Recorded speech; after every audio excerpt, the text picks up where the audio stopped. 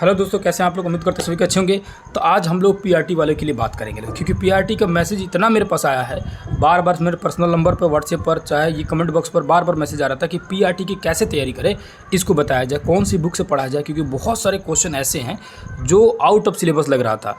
वाकई में मैंने खुद क्वेश्चन देखा, ये जो मेरे पास पीडीएफ देख रहे हैं, ये किसी भाई ने मेरे पास भेजा हुआ था और उन्होंने बार बार मैसेज किया कि इसको बताइए कि किस बुक से पढ़ा जाए, क्योंकि बहुत सारे बुक से इसका क्वेश्चन नहीं मैच करा। ये बिल्कुल सही है कि बहुत सारी किताबों में आपको नहीं मैच करेगा, क्योंकि अदर किताब पढ़ना पड़ेगा, पहली बात है। दूसरी बात क्या है कि इसमें होता क्या है कि एक्चुअली में जो पीआरटी का जो सिलेबस है ना, वो पूरी तरह से जनरल साइंस पे दे दिया है, जीके जीएस पे दे दिया है, मतलब पूरी तरह से जनरल नॉलेज का दे दिया है, ठीक है। लेकिन उसमें से मैं निकाल के लेके आया कि 150 में से 120 प्लस 130 प्लस तक कहाँ से कैसे पहुंच पाएंगे, वो उसकी मेन प्लानिंग जो मेरे पास है उसको मैं बात करूंगा, उसको समझाऊंगा कि आखिर क्वेश्चन कहाँ से आ रहा है। उसको आप अगर ठीक से समझे होंगे तो बिल्कुल मेरी बातों से आप एग्री कर पाएंगे। अगर नहीं देखेंगे अब तक तो इसको प्लीज़ देखिएगा, बाकी बातें लास्ट में बताऊंगा। पहले इसको समझिए, ये टीआरई 3 के क्वेश्चन, ठीक है। अब टीआरई 2 का भी क्वेश्चन आपको दिखा दे रहा हूँ। हालांकि अभी तक तो आप सभी देख ही चुके होंगे। अभी तक अगर क्वेश्चन को आप नहीं पढ़े होंगे किसी भी यूट्यूब चैनल से कि क्वेश्चन क्या था, आंसर क्या है, अगर आप एग्ज़ाम देने वाले हैं तो समझिए आप बहुत पीछे हैं। इतना तो उम्मीद जरूर है कि कोई ऐसा बच्चा नहीं बाकी होगा जो टीआरई 2 या 3 के क्वेश्चन को नहीं देखा हो, सब कुछ देख सीखा होगा, ठीक है। जितने भी क्वेश्चन आ चुके हैं, 2 वाला तो खैर आपको ऑफिशियल साइट से मिल जाएगा, उसको देख लेते हैं। आइए, ये आपके सामने दिख रहा है टीआरई 2 का, ये 2 का है। इसको मैंने बीपीएससी ऑफिशियल साइट से वहाँ से जाकर डाउनलोड किया, इसको आज ही डाउनलोड किया हूँ और पूरी दिन इसको देखा हूँ कि कैसे कैसे क्वेश्चन पूछा है, कहाँ से पूछा है, तब जाके इसमें से जो जैसे देख सकते हैं, ये उर्दू का है, उसका बंगाली का है ना, उस ऊपर में हिंदी का था, इंग्लिश का था। तो ये मिक्स क्वेश्चन, और यहाँ से जो शुरू हो जा रहा है, यहाँ से देखिए ध्यान से, यहाँ से देखिए, ये जो शुरू हो रहा है जनरल स्टडी, यहाँ से जो क्वेश्चन है ना 31 नंबर से लेकर और 150 नंबर तक, 31 to 150 तक 120 क्वेश्चन जो आ रहा है ना, 120 क्वेश्चन, इसको हम लोग को समझना है कि 120 क्वेश्चन जो आ रहा है इसको कैसे पढ़े, किस तरह से तैयारी करें कि यहाँ तक हम लोग पहुँच पाए। बाकी जो 30 क्वेश्चन जो आ रहे हैं, 30 क्वेश्चन, उसके लिए तो कोई खास प्रॉब्लम रहता नहीं है। और ऐसे भी सरकार का मानसिकता जन भी करते हैं, जब मर्जी मन करेगा तो हिंदी हटा देगा, मन करेगा तो रख लेगा, उसके ऊपर डिपेंड करता है। तो उसको कोई खास टेंशन लेने की जरूरत नहीं है। वो एक दिन का वीडियो देखिएगा ना हिंदी का, तभी आप 8, 9, 10 आराम से बना लीजिएगा, उसमें बहुत प्रॉब्लम नहीं होता है। और उसमें प्रॉब्लम हो रहा है तो थोड़ी सी 2-4 दिन देख लीजिएगा तो काफ़ी आराम से बन जाए। उसके लिए कोई खास विषय नहीं है, उसके लिए कोई खास मैटर नहीं है। मैटर कहाँ है? मैटर यहाँ पर है जनरल स्टडी में। अब यहाँ पर ध्यान से देखिएगा, एक्चुअली में जब मैं दोनों पेपर को जब देखा तो 31 नंबर से देखिएगा, तो ये जो क्वेश्चन आपको दिख रहा है ना, मैथ का क्वेश्चन, ये मैथ का क्वेश्चन, ये हूबहू 8 क्लास के मैथ में क्वेश्चन मिल जाएगा, हूबहू एकदम क्वेश्चन मिल जाएगा। अगर 8 क्लास के आपके पास SCERT या NCERT दोनों में से कोई बुक हो, ज़्यादा बेटर हो कि SCERT रहेगा तो ज़्यादा बहुत बेटर है। SCERT पहली प्राथमिकता, सेकंड प्राथमिकता आप दीजिए NCERT को। उसके बाद देन किसी भी प्रकाशन का बुक आपको मन है, चॉइस है तो पढ़िए।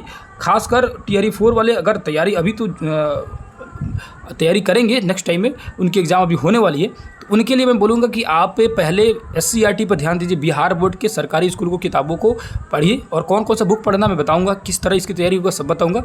पहले आप SCERT बुक का इंतजाम कर लीजिएगा, आपके पास नहीं होगा। और टीआरई 3 के लिए भी बहुत समय, अभी 1 महीना समय, डेट बढ़ गया तो काफ़ी समय मिल गया, इतनी घबराने की ज़रूरत नहीं है ना। पहले जहाँ से भी गाइड से पढ़े होंगे, किसी भी कोचिंग इंस्टीट्यूट से पढ़े होंगे, एक बार SCERT बुक को उठाइएगा, उसको एक दिन में एक बुक को आराम से रिवीजन डाल सकते हैं, कोई दिक्कत नहीं। आपके पास अगर नहीं होगा तो मैं सारा बुक का PDF अवेलेबल करा दूंगा अपने टेलीग्राम चैनल पर। मेरे टेलीग्राम चैनल से जुड़ जाइएगा, इस वीडियो के डिस्क्रिप्शन में या कमेंट बॉक्स में मैं उसको अपने टेलीग्राम चैनल का लिंक जो है वहाँ पर पिन कर दूंगा, वहाँ से आप चाहें तो ज्वाइन होकर ले लीजिएगा, सारा बुक वहाँ मिल जाएगा, कोई दिक्कत नहीं, सारी चीज़ फ्री में मिल जाएंगे आप। लेकिन पढ़िए, मेरी मेन मुद्दा बात क्या है कि SCERT पढ़िए, NCERT पढ़िए, देन उसके बाद कोई भी गाइड पढ़िए, किसी भी इंस्टीट्यूट पढ़िए, वो आपकी मर्जी है। ये जो क्वेश्चन है ना, हूबहू आपको 8 क्लास की मैथ में मिल जाएगा, ये वाला क्वेश्चन। इसमें से जितने भी क्वेश्चन है 7th और 8th में नहीं मिलेगा तो मुझसे कहिएगा, आपसे अगर नहीं मिल रहा है तो उसको भी निकाल कर दिखा दूंगा। लेकिन ये 7th और 8th 2 क्लास में से सारे के सारे मैथ के क्वेश्चन है, 2 कॉपी सारे के सारे मैथ के क्वेश्चन है, ठीक है। उसके बाद आ गया जी, उसको बाद समझती हैं ये सारे चीज़ को। ये यहाँ से साइंस देखिए, है ना, ये साइंस देखिए, ये वाला साइंस है ना, ये वाला क्वेश्चन, चाहे ये वाला क्वेश्चन, ठीक है। इसका चैप्टर वाइज बता दूंगा कि किस चैप्टर में से कौन से क्वेश्चन है। ये वाला जो क्वेश्चन है 8 क्लास के, आप जाइएगा 8 क्लास में, बिहार बोर्ड की 8 क्लास की किताबों में जाइएगा, उसमें एक तड़ित नाम का चैप्टर होगा, है ना, शायद तड़ित ही चैप्टर होगा, ठीक है ना। मैं इस क्वेश्चन को मैं कह रहा हूँ ना कि मैं किताब में से खोल के देखने नहीं गया, क्योंकि मैं खुद क्लास में पढ़ाता हूँ बच्चों को, तो मुझे कन्फर्म याद है ना, कि उसमें माचिस की पूरी कहानी दी गई है, ठीक है।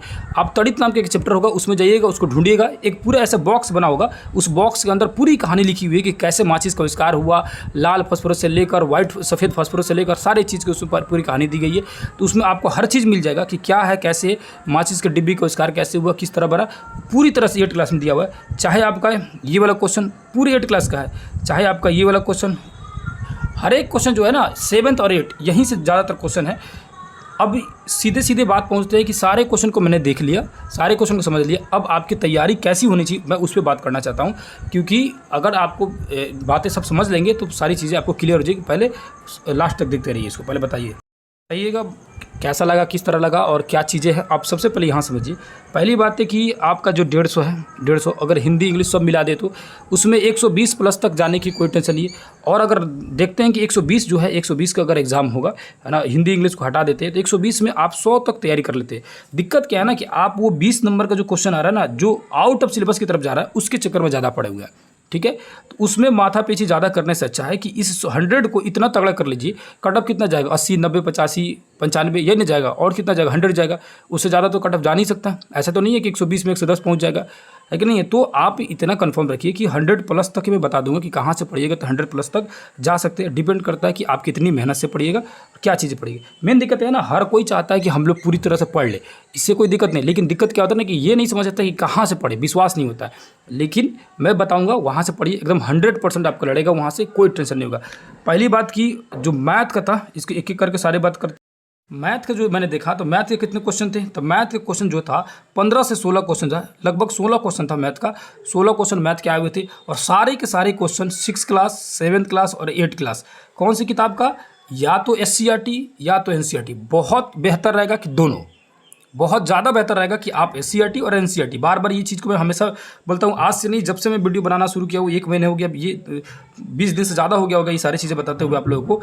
मैं कभी भी ये नहीं बोला हूँ कि किसी दूसरे गाइड से पढ़िए, हमेशा मेरी पहली प्राथमिकता रहती है आप SCERT किताब उठाइए, फिर उसके बाद NCERT उठाइए, फिर उसके बाद जो पढ़ना वो पढ़ते रहिए, या जहाँ से भी कैसे भी करना करते रहिए, ठीक है, कोई दिक्कत नहीं है। तो मैथ के लिए आप याद रखिएगा NCERT और SCERT 6, 7th और 8 ये 3 क्लासों के आप पढ़ सकते हैं। TRE जो 3 वाले हैं उनके लिए मैं बोलूँगा कि आप इसको पढ़ जाइए। 4 वाली के लिए मैं बोलूँगा कि मैं खुद पढ़ा दूंगा, घबराना नहीं है। वो चीज़ें मैं मैथ का 6 का 7th का और 8 का मैं पढ़ा दूंगा। उतनी बड़ी सिलेबस नहीं रहती और उतना बड़ा कोई इसमें माथा पेची नहीं रहता, बहुत जल्दी खत्म हो जाएगा, बहुत जल्दी पढ़ सकते हैं, उसमें कोई दिक्कत नहीं। तो 4 के लिए मैं पढ़ा दूंगा, इतनी तो जरूर गारंटी दे रहा हूँ, ठीक है। साइंस फिर वही बोलूँगा 6 क्लास 7th क्लास और 8 क्लास, ये 3 क्लास किसका, SCERT और NCERT। और इसको भी मैं TRE 4 के लिए बोल रहा हूँ कि मैं पढ़ा दूंगा, ठीक है। TRE 4 में हर एक सब्जेक्ट को पढ़ाऊंगा, एकदम 6 क्लास से पढ़ाऊंगा, 0 लेवल से पढ़ाऊंगा, है ना। अब उसके बाद आइए पॉलिटी में, और साइंस में कितने क्वेश्चन थे, तो साइंस में समझते हैं। साइंस में एक्चुअली में क्वेश्चन क्या था, साइंस में 14 से 15 क्वेश्चन था, लेकिन फिर स्टैटिक जीके में जाने के बाद 2-3 क्वेश्चन और मिला। अब स्टैटिक जीके के भी क्वेश्चन आया था, उसको बताऊंगा कि क्या या कैसे पूछ रहा था उसमें क्वेश्चन। तो लगभग मान के चलिए कि 15 से 17 क्वेश्चन जो है आपका साइंस में आ रहा है। कितना आ रहा है, 15 से 17 क्वेश्चन साइंस में है। फिर उसके बाद करंट अफेयर है। करंट अफेयर का जब देखा गया तो TRE जो 2 में था उसमें 15 क्वेश्चन था, लेकिन TRE 3 में जो क्वेश्चन था वो 15 से ज़्यादा कुछ क्वेश्चन पूछ दिए, 17 18 19 क्वेश्चन पूछ दिए। यानी कि लगभग साइंस और करंट अफेयर जो है एक ही तरह से क्वेश्चन पूछ रहा है। मैथ, साइंस और करंट अफेयर ये भी लगभग 15 से 20 क्वेश्चन के आसपास में तीनों रह रहा है, 15 या 16-17 इसी तरह करके क्वेश्चन रह रहे हैं, ठीक है। अब रह गया पॉलिटी का। पॉलिटी जो है ना, दोनों में मैंने देखा तो जो TRE 2 था उसमें 7 क्वेश्चन थे, है ना, और TRE 7 या 8 क्वेश्चन थे, और जो TRE 3 था उसमें 5 से 6 क्वेश्चन थे। इसका मतलब क्या हुआ कि पॉलिटी जो है 10 से नीचे रह रहा है। पॉलिटिकल साइंस से जो क्वेश्चन रह रहा है वो क्या है, 10 से नीचे रह रहा है।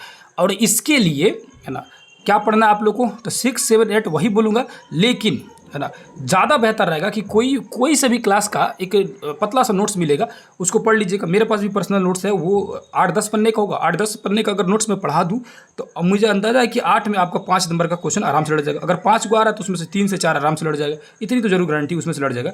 8-10 पन्ने का पेज मिलेगा जो BPSC के लिए, ये इस वाले ये नहीं, BPSC ओरिजिनल जो BPSC एग्जाम होता है ऑफिसर वाला, उसके लिए ना उसके लिए वो काम आता है। जितने भी पॉलिटिकल साइंस के क्वेश्चन आते हैं उसमें से 8-10 पन्ने में से मोस्टली क्वेश्चन लड़ जाते हैं, ठीक है। तो जब उस वाले बीपीएससी के लिए लड़ जाता है तो ये तो टीआरई के एग्जाम है बीपीएससी का, तो इसमें से आने की संभावना बन सकती है। तो उसको लिए मैं बोलूँगा कि 4 वालों के लिए वो बेहतर तरीके से पढ़ा दूंगा। और रह गया कि है ना, ये सिर्फ पीआरटी की बात कर रहा हूँ, 68 के लिए अलग स्पेशल बताऊंगा। 68 में लिए अलग तरीका है पढ़ने का, ये पीआरटी के लिए किस तरह का पढ़ने का तरीका है उसकी मैं बात कर रहा हूँ। 6 to 8 9th 10th 11th 12th के लिए सबकी अलग अलग है, ठीक है। तो यहाँ तक आप पढ़ लिए। ये मैथ को 6 to 8 पढ़ना जरूरी है, साइंस को 6 to 8 पढ़ना जरूरी है। करंट अफेयर क्या करना है, जो करंट अफेयर जो आ रहा है, करंट अफेयर का लास्टली 6 मंथ का क्वेश्चन पूछा हुआ था, उससे पीछे क्वेश्चन नहीं था, है उससे कुछ पीछे क्वेश्चन, एक क्वेश्चन मुझे देखने के लिए मिला जो पहले का क्वेश्चन पूछा हुआ था, लेकिन लास्टली 6 मंथ का क्वेश्चन से पीछे नहीं जाना है आपको, चक्कर में नहीं पड़ना। अब रह गया कि बिहार का करंट अफेयर कि इंडिया का करंट अफेयर, मतलब इंटरनेशनली नेशनली या बिहार का, कौन से करंट अफेयर पर ज़्यादा ध्यान दे। तो याद रखिएगा बिहार का क्वेश्चन 2 से 3 मुझे मिला, बस 2 से 3 क्वेश्चन मिला, उससे ज़्यादा नहीं मिला है। बिहार का करंट अफेयर की बात कर रहा हूँ, 2 से 3 क्वेश्चन मात्र मिला है। दोनों में देखा हूँ, टीयर 2 में भी टीयर 3 का भी, दोनों क्वेश्चन को फुल देखा तो 2 से 3 क्वेश्चन मिला। तो आपको माथा पीछे नहीं करना दो तीन क्वेश्चन के चक्कर में, है ना। मोस्टली क्वेश्चन वो अंदाजन बन जाता है, ठीक है। आपको करना क्या है, जो इंटरनेशनल या नेशनल लेवल का जो भी करंट अफेयर है उस पर ज़्यादा फोकस करना, बिहार पर उतना ज़्यादा फोकस नहीं करना है। स्मार्ट वे से चलिए। टीआरई 3 के लिए मैं स्पेशल बोलूँगा कि आप लोग बिहार वाले करंट अफेयर को मत देखिए, उतना मत देखिए। एक बार किसी मैराथन क्लास को पकड़ लीजिएगा 3-4 घंटे का, देख लीजिएगा, उसको कंप्लीट कर लीजिएगा, हो जाएगा। उसमें से आएगा तो आएगा, नहीं है तो उतना दिक्कत नहीं है। लेकिन नेशनल लेवल और इंटरनेशनल लेवल यानी राष्ट्रीय लेवल का जो करंट अफेयर है उसको नहीं छोड़ना है।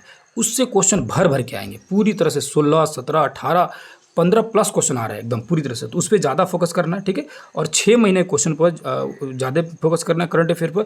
यानी कि अगर जून में एग्जाम हो रहा है तो आपको दिसंबर से उठाना, दिसंबर, जनवरी, फरवरी, मार्च, अप्रैल, मई और जून तक। जून में एग्ज़ाम होगा, है ना, तो जून तक का क्वेश्चन, जून में एग्ज़ाम का फर्स्ट वीक तक पढ़ लीजिएगा। फर्स्ट वीक का यानी कि ये मंथली पढ़ लीजिएगा मई तक का। और जून में क्या कीजिएगा, जून में जो है ना साप्ताहिक जो आएगा 1 वीक का, उसको 1 वीक 2 वीक करके, है ना, 2 सप्ताह का पढ़ लीजिएगा। वहाँ से भी क्वेश्चन पहुँच जाते हैं। कभी कभी तो आपका एग्जाम अगर जून में है ना तो जून का भी क्वेश्चन पूछ देगा। तो जून तक पढ़ना है आप लोग को, याद रखिएगा। एग्जाम से जस्ट पहले तक, 1 हफ्ता पहले तक का पढ़ लेना है।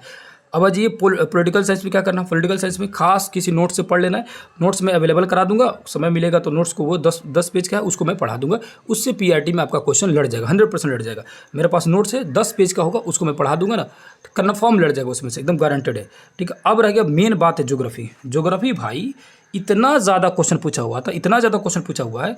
ज्योग्राफी 2 तरह से क्वेश्चन पूछ रहा है, एक तो स्टैटिक में पूछ रहा है और एक अलग स्पेशल ज्योग्राफी पूछ रहा है। ज्योग्राफी पूरी तरह से ज्योग्राफी पूरी दम बना के रखा हुआ है पीआरटी में, पूरी तरह से पावर यही लगा कर रखा है। याद रखिएगा ज्योग्राफी को एकदम भी इग्नोर नहीं करना, और खासकर समझिए कि ये तो एक अकेले तो आपको एग्जाम में निकलवा देगा।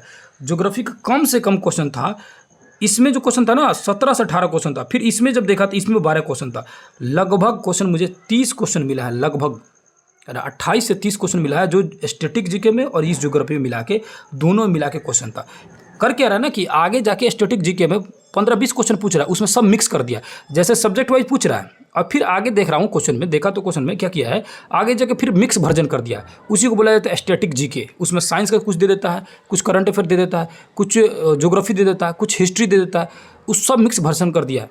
तो ज्योग्राफी के लिए अब रह गया, ज्योग्राफी 3 तरह की ज्योग्राफी, एक वर्ल्ड ज्योग्राफी, इंडियन ज्योग्राफी, और तीसरा जो रहता है वो बिहार की ज्योग्राफी। किस पे ज़्यादा फोकस करें, तो मेरे पास जो उसको लिख के रखा हूँ, उसको मैंने देखा तो क्या मिला मेरे पास, तो मिला कि आपके पास जो वर्ल्ड ज्योग्राफी है उसमें से 4 या 5 क्वेश्चन थे। कितने थे, 4 या 5 क्वेश्चन थे वर्ल्ड ज्योग्राफी में। और उसके बाद इंडियन ज्योग्राफी में जब देखा तो इंडियन ज्योग्राफी में ज़्यादा से ज़्यादा क्वेश्चन थे, 8 से 9 क्वेश्चन थे। और बिहार ज्योग्राफी में 4 से 5 क्वेश्चन थे, ठीक है। तो कुल मिलाकर बिहार का भी पढ़ना जरूरी है, वर्ल्ड का भी पढ़ना जरूरी है, और इंडियन पढ़ना भी जरूरी है। यानी ज्योग्राफी के लिए तीनों हम लोग चाहिए, वर्ल्ड ज्योग्राफी, इंडियन ज्योग्राफी और बिहार स्पेशल ज्योग्राफी जो भी है, तीनों को पढ़ना जरूरी है। अब ये कहाँ से पढ़े, कुछ क्वेश्चन किस लेवल तक था, क्या 10th क्लास का था, किस 9th क्लास का था, या कहाँ तक था। तो मैं अगेन बोलूँगा कि आप 6, 7, 8 एनसीईआरटी, है ना, एनसीईआरटी और है ना एससीईआरटी और एनसीईआरटी 2 किताब पढ़ लीजिए, काफ़ी है। एनसीईआरटी और एससीईआरटी, इसके अलावा एक भी क्वेश्चन नहीं था। 8 क्लास से 2 क्वेश्चन था, है ना, ये ज्योग्राफी में यहाँ पूछा था। फिर स्टैटिक जीके में 3-4 क्वेश्चन पूछा हुआ था, वो भी सब 8 क्लास का था। 8 क्लास से नीचे आ जाइएगा 6 क्लास और 7th क्लास में, तो यहाँ ये वर्ल्ड ज्योग्राफी होता है। 8 क्लास जो होता है वो इंडियन ज्योग्राफी में पहुँच जाता है, ठीक है। इससे क्वेश्चन ऊपर का नहीं था, 9th का क्वेश्चन नहीं था, 10th का क्वेश्चन नहीं था ज्योग्राफी में। तो याद रखिएगा, आप 8 तक पढ़ लेते हैं तो आपका ज्योग्राफी जो है अगर 28 क्वेश्चन पूछता है, 25 पूछता है, तो आप कन्फर्म हुआ उसमें 20 से प्लस बना लीजिएगा, एकदम कन्फर्म बना लीजिएगा, इतना पढ़ लीजिएगा। तो इतिहास में क्या पढ़े, सबसे बेटर इतिहास है, सबसे मज़ेदार मुझे इतिहास का क्वेश्चन देख के लगा, बहुत ज़बरदस्त क्वेश्चन दिया है और बहुत अच्छे से आप तैयारी कर सकते हैं। 8 क्लास के ज्योग्राफी, ये हिस्ट्री का, इतिहास के लिए सिर्फ ओनली 8वें क्लास का पढ़ लीजिए, एकदम रियली बोल रहा हूँ, 8वें क्लास का आप पढ़ लीजिए, ओनली 8वां क्लास, एनसीईआरटी का और बिहार बोर्ड का दोनों का सिर्फ 8वां क्लास पढ़ लीजिए, कुछ नहीं देखना है, ना छठा का, ना 7वें का, ना 9th का, ना 10th का, ना वर्ल्ड ज्योग्राफी जाना, कुछ नहीं जाना है भाई, सिर्फ 8 क्लास का पढ़ लीजिए, आपका आसानी से बन जाएगा, इसमें एक भी क्वेश्चन नहीं छूटेगा, इतनी गारंटी है। 15 क्वेश्चन पूछा हुआ था मॉडर्न हिस्ट्री से, एकदम मॉडर्न आधुनिक भारत से 15 क्वेश्चन था, 15 का 15 क्वेश्चन। आप उठाइएगा क्वेश्चन, आपके पास क्वेश्चन मैं नहीं होगा तो टेलीग्राम में उसको सेंड कर दूंगा, वहाँ से मिलाइएगा। एक आध क्वेश्चन अगर गलती से इधर उधर का मिल गया और मुझे देखने में अगर गलती हो गई हो, तो कहीं प्राचीन वगैरह से अगर होगा भी तो ऐसा तो मुझे दिखा नहीं है, लेकिन इतना तो कंफर्म नहीं दिखा, उसको फिर अभी दिखा दूंगा आप लोगों को। 15 क्वेश्चन इतिहास से है, वो modern history, only modern history. इसके लिए क्या पड़ेगा, मॉडर्न के लिए, आधुनिक भारत के लिए सिर्फ 8 क्लास, कहीं नहीं घूमना है, ओनली 8 क्लास में पढ़ लीजिए। 8 क्लास का जो इतिहास आता है बिहार बोर्ड का और एनसीईआरटी का, सिर्फ यही दोनों पढ़िए और कहीं ध्यान नहीं देना है, इसको पढ़ लीजिए। 15 अगर क्वेश्चन आएगा ना तो 14 क्वेश्चन नहीं लड़ेगा तो बोलिएगा, एकदम 100% 14 के 14 क्वेश्चन आपको उसमें मिल जाएगा, एकदम कंफर्म मिल जाएगा, ठीक है। उसके बाद अब रहा स्टैटिक जीके में। स्टैटिक जीके में भी क्या कर रहा था, हिस्ट्री का क्वेश्चन मिला दे रहा था, ज्योग्राफी का, पॉलिटी का नहीं था, करंट का मिला दे रहा था, फिर साइंस का मिला दे रहा था, मैथ का भी नहीं था, इन सभी को मिला के क्वेश्चन स्टैटिक जीके एक नया बना दे रहा था, ठीक है। अब रह गया रीजनिंग का। रीजनिंग जो क्वेश्चन है ना वो भी 15 क्वेश्चन है, रीजनिंग 15, मैथ 15, ठीक है। ये दोनों चीज़ें जो है ना बहुत ज़्यादा वैल्यूएबल है। उसके बाद से ज्योग्राफी और हिस्ट्री, ये 4 चीज़ें सबसे ज़्यादा तगड़ा यही सब स्कोर कर रहा है। हिस्ट्री, ज्योग्राफी, आपका मैथ, रीजनिंग, जिसको पकड़ है उसका पीआरटी में रिजल्ट कन्फर्म है। अब रीजनिंग में जो है ना, रीजनिंग में बहुत आसान क्वेश्चन थे, बहुत ज़्यादा आसान क्वेश्चन पूछ रहे हैं, उसको थोड़ा सा पढ़ लीजिएगा तो खास उसमें प्रॉब्लम नहीं होगा, ठीक है। रीजनिंग का थोड़ा सा हमको लग रहा है कि 8-10 क्लास अगर आप देख लेते हैं रीजनिंग का, कहीं से भी किसी भी चैनल से एक बार कोशिश कीजिएगा देखने के लिए, और रीजनिंग को खुद से बनाइए वो अलग चीज़ है, लेकिन कम से कम उसका वीडियो जरूर देखिए। क्लास उसका यूट्यूब पर क्लास देखिएगा ना, या किसी भी ऑफलाइन क्लास अगर कोचिंग ज्वाइन किए होंगे या ऑनलाइन ज्वाइन किए, जहाँ भी ज्वाइन कीजिएगा, इसका क्लास ज़्यादा पड़ेगा। देखिए ज्योग्राफी हिस्ट्री जो होता है ना, सेल्फ स्टडी ज़्यादा बेटर होता है, जितना सेल्फ कीजिएगा उतना बेहतर है। लेकिन रीजनिंग और मैथ सेल्फ ना करके आप उसको क्लास कीजिए, क्योंकि जितना क्लास कीजिएगा ना उतने नया नया आपको मिलेगा, उसमें ट्रिक्स मिलेगा, नया नया तरीके जानने के लिए मिलेगा। हिस्ट्री ज्योग्राफी में होता है ना, तरीका से मतलब नहीं होता, हिस्ट्री ज्योग्राफी में दिमाग से मतलब होता है कि कितना रट के उतना कितना याद कर लेते हैं, कितना समझ के अपने दिमाग में उसको लोड कर लेते हैं, वो चीज़ें डिपेंड करता है। तो हिस्ट्री, ज्योग्राफी, पॉलिटिकल साइंस, ये चीज़ें सेल्फ पढ़ा जा सकता है, लेकिन मैथ रीजनिंग को कोशिश कीजिएगा कि क्लास देखे, उसको नया नया तरीका को इन्वेंट कीजिए। वो बता रहे हैं तो अगर कोई भी टीचर बता रहा है तो उसको कोशिश कीजिए, प्रैक्टिस कीजिए, खूब प्रैक्टिस कीजिए। मैथ रीजनिंग पर ज़्यादा पकड़ बना लीजिए। मैथ रीजनिंग के लिए भी बोलूँगा ना, 6, 7, 8 के लिए मैथ पढ़ लीजिए। रीजनिंग बहुत लेवल तक जा रहा नहीं है, एडवांस तो पढ़ना ही नहीं है, ठीक है। एकदम जनरल रीजनिंग जो पूछता है, नॉर्मल वाला जो क्वेश्चन पूछता है, उस तरह का क्वेश्चन पर ज़्यादा ध्यान दीजिए, ठीक है। और उस पर ज़्यादा फोकस करना है, मैथ पे और रीजनिंग पर, ज्योग्राफी पर, हिस्ट्री पर। ये चीज़ें अगर पकड़ बना गई, पॉलिटिकल साइंस को एकदम इग्नोर कर दीजिए, कोई खास प्रॉब्लम नहीं है। 7 से 8 क्वेश्चन आएंगे, 7 से 8 क्वेश्चन का कोशिश करूंगा कि आप लोग पढ़ा दूँ, या कहीं से भी अभी तक पढ़ चुके होंगे तो इसके लिए नहीं, 6, 7, 8, 9, 10 इतना टेंशन नहीं लेना। किसी भी विषय के लिए 9th और 10th के लिए घबराना नहीं है, 9th और 10th लेवल तक नहीं जाना है। आप अगर पढ़ रहे हैं तो पढ़िए, है ना, आपके पास समय है तो पढ़िए, लेकिन 6, 7 और 8 ये 3 क्लास के अलावा कोई क्वेश्चन है तो मेरे व्हाट्सएप नंबर पर, है ना, सेंड कीजिएगा कि ये क्वेश्चन जो है 9th क्लास का या 10th क्लास का है, ठीक है। ये क्वेश्चन आउट ऑफ है, ठीक है। अगर 120 जो क्वेश्चन, 120 क्वेश्चन में से 120 क्वेश्चन में से आपका अगर 110 क्वेश्चन 6, 7, 8 क्लास का नहीं होगा तो फिर बोलिएगा आप मुझसे, ठीक है। 110 से ज़्यादा क्वेश्चन आपको मिल जाएगा 6 क्लास का, 7th क्लास का, 8 क्लास का। सिर्फ इस 3 क्लासों पर ध्यान दीजिए, इधर उधर देखने की ज़रूरत नहीं है। अगर TRE4 वाले हैं तो खूब पढ़िए आप SCERT बिहार बोर्ड को, उसका वीडियो मैं बहुत पूरे बना कर डाल चुका हूँ, चाहे इतिहास का हो, भूगोल का हो, ठीक है। उसमें देखते रहिएगा। इतिहास में सिर्फ आपको 8वां क्लास का देखना है, भूगोल में 6ठा, 7वां, 8वां तीनों देखना है, साइंस में 6ठा, 7वां, 8वां तीनों देखना है, ठीक है। और उसके बाद करंट अफेयर 6 महीने का पढ़ना है। उसके बाद स्टैटिक जीके के लिए छोड़ दीजिए, स्टैटिक जीके तो इसी से कवर हो जाएगा, चाहे ज्योग्राफी को पढ़िएगा, हिस्ट्री पढ़िएगा, साइंस पढ़िएगा, उसी में आपका स्टैटिक जीके भी कवर हो जाएगा, उसी में हो जाएगा। मैथ रीजनिंग एक साथ आप कहीं से भी प्रैक्टिस करते रहिए, चीज़ें आपकी हो जाएगी पीआरटी का कंप्लीट।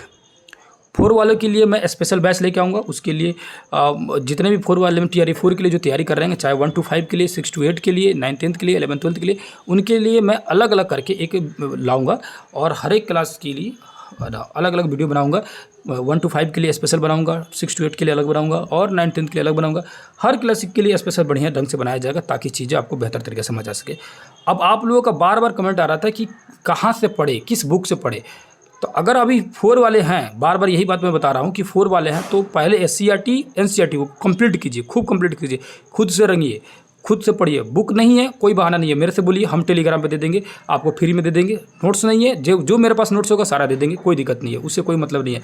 ठीक है, आप पढ़िए, क्योंकि बुक है, मेरे से लीजिएगा या कहीं और से मिलना तो है ही, ऐसा थोड़ी है ना। कोई बहुत बड़ा तो है नहीं कि 10,000 का बुक है, 2-3 रुपये, 30-40 रुपये में बुक मिलता है, एक एक किताब मिलता है। अगर आप बिहार से बाहर होंगे इसीलिए आपको परेशानी है। बिहार का रहते तो 30 रुपये में किताब मिल जाएगा आपको, इतिहास का, भूगोल का, ये 30-40 रुपये मिलता है, कोई बहुत बड़ा अमाउंट का है नहीं किताब वो, है ना। बिहार से बाहर है इसीलिए प्रॉब्लम आपको फेस हो रही होगी, या आप नहीं जानते होंगे कि कहाँ से लेना नहीं लेना, या जानते भी होंगे तो आसकत के चलते, आलस की वजह से नहीं ले रहे होंगे। लीजिए, उसको पढ़िए, सब कुछ पता है, हर चीज़ है आपके पास। नहीं अवेलेबल है मुझसे बोलिए, सब अवेलेबल करा दूंगा। लेकिन उसको SCERT को NCERT को खूब पढ़िए। PRT वाले के लिए स्पेशल बात कर रहा था, 6 to 8 वाले के लिए मैं बता चुका हूँ किस तरह पढ़ना है कि नहीं पढ़ना है। 9th 10th के लिए भी स्पेशल बता दूंगा किस तरह करना है। स्पेशल जो चीज़ें चल रही है उस पर ज़्यादा ध्यान दीजिए। और अभी मैं जो पढ़ा रहा हूँ, अभी जो जैसे कि मेरा बिहार बोर्ड का सारा चीज़ कंप्लीट हो चुका है, ऑलमोस्ट मैं कंप्लीट कर चुका हूँ, उसमें हर चीज़ पढ़ा चुका हूँ। अब बाकी रह गया मेरे पास NCERT का मैं कल या परसों से हो सकता है कि मैं शुरू करूँगा चीज़ें वहाँ से ना। 2-3 दिन बीच में काफ़ी ज़्यादा डिस्टर्ब रहा किसी और वजह से, ठीक है। तो NCERT मैं 6 क्लास से मैं शुरू करने जा रहा हूँ। 6 क्लास का NCERT, उसका इतिहास का, भूगोल का, नागरिक का, इस बार पॉलिटिकल साइंस तीनों लेकर चलूँगा, ठीक है। तो 6ठा क्लास का पढ़ूंगा, 7वां पढ़ूंगा, 8वां पढ़ूंगा। वो TRE 3 के लिए भी आपका रिवीजन काम आएगा, और TRE 4 के लिए एक तरह से समझिए कि वो फाउंडेशन बैच की तरह काम आएगा, बहुत ज़बरदस्त तरीके से। तो अगर क्लासेस मेरे अच्छे लग रहे होंगे तो आप हमारे साथ जुड़े रहिएगा, कंटिन्यू देखते रहिएगा, और ज़्यादा से ज़्यादा बच्चों को जोड़ने की कोशिश कीजिएगा, क्योंकि चीज़ें और बेहतर करने की कोशिश करते रहूँगा ना। और नए बच्चे हैं तो हमारी क्लास आप देख लीजिएगा, बेहतर लगेगा तो हमारे साथ जरूर जुड़िएगा, नहीं बेहतर लगेगा तो एक कमेंट करके जरूर बताइएगा कि ये चीज़ें कमी रही, उसको मैं सुधारने की कोशिश करूँगा। यहीं पे करता हूँ वीडियो का अंत। चीज़ें अगर समझ आ गई, फिर भी अगर किसी भी चीज़ की कमी लग रही है कि अभी भी चीज़ें अधूरा है, स्पष्ट रूप से नहीं पता चला, एक बार फिर दोबारा कमेंट कीजिएगा, चीज़ों को फिर से आपको बताने की कोशिश करूँगा। लास्ट समय चल रहा आप लोग का समय, लास्ट तो ही था, लेकिन एग्ज़ाम का डेट बढ़ गया, इसकी वजह से टाइम मिल गया है। तो टाइम मिला तो टाइम को बढ़िया जगह यूज कीजिए और बढ़िया से तैयारी कीजिए, ठीक है। तो यहीं पे करते वीडियो का अंत, फिर किसी दूसरी क्लास में मिलेंगे, तब तक के लिए बहुत बहुत धन्यवाद। नमस्कार, अस्सलाम वालेकुम, जय हिंद, जय भारत।